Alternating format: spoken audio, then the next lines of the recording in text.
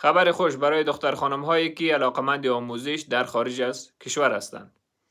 ثبت نام مکتب صلح هفته قبل آغاز شد. این مکتب در کشور رواندا موقعیت دارد و دختر خانم هایی که تا صنوف 7 8 الا 12 خواندند میتونند در این مکتب ثبت نام بکنن. این فرصت کاملا رایگان هست و تمام مخارج و مصارفی که در طول جریان تحصیل به دانشجوها داده میشه از طرف این مکتب تأمین میشه.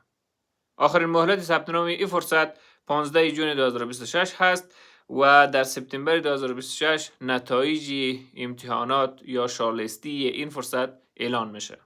یکی از مزیت‌های فرصت این است که زبان آموزشی در این مکتب و زبان مادری یا همون زبان‌های محلی افغانستان، دری و پشتو و همچنان انگلیسی تدریس میشه.